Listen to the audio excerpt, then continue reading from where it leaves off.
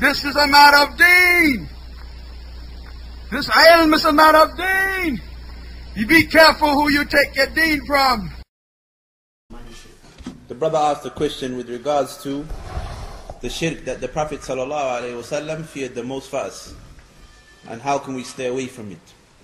No doubt it's established upon the Prophet ﷺ that he said, أخوف ما أخاف عليكم, the thing that I fear the most, or kama qala sallallahu, is minor shirk. And when the Prophet ﷺ was asked what is that, he said it is showing off.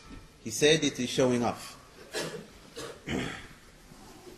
With regards to this, then to avoid showing off, a person has to understand what showing off is. Showing off is when a person does something for other than the sake of Allah Azza wa Jal, meaning so a person is praying and he beautifies his prayer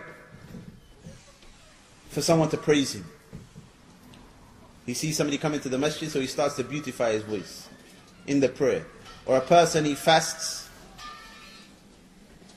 and he lets it be known, I'm fasting today because he wants to impress somebody.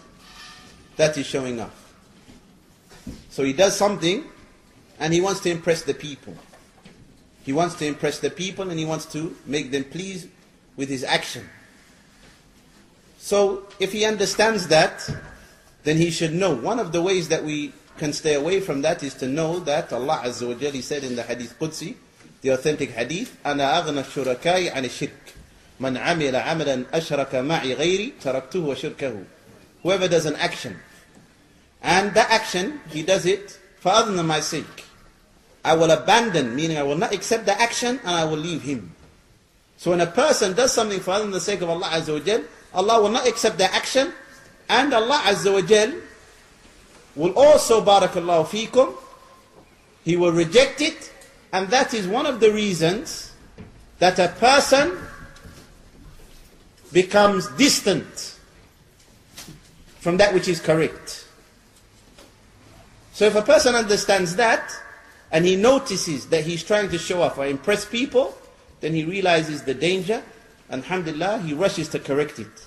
It's not going to be easy. Some of the Salaf, they used to say, مَا عَالَجْتُ شَيْءٍ أَشَدَّ عَلَيْهِ, I did not try and treat anything that was harder than my intention, because it always used to change.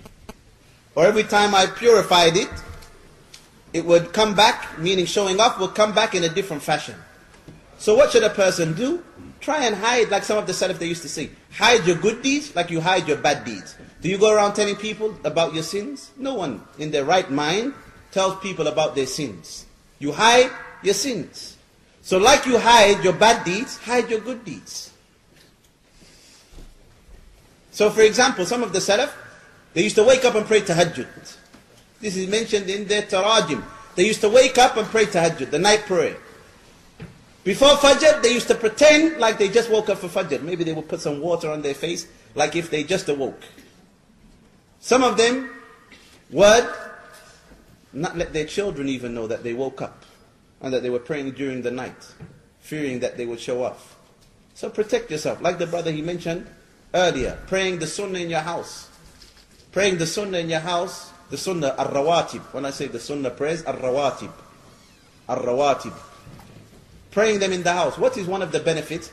There are many benefits. From the benefits of praying the sunnah prayers, ar-rawatib in the house, one, alhamdulillah, your house, it will not be like a graveyard, because you, alhamdulillah, you're praying in your house. So it's not like a graveyard.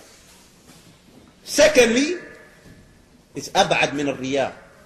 It's you're safeguarding yourself from showing off. Because if you pray the sunnah in your house, who's going to see you? If you pray the sunnah in the masjid, there's a chance that somebody might see you. So also implementing the sunnah is a way to protect ourselves from showing off. Now.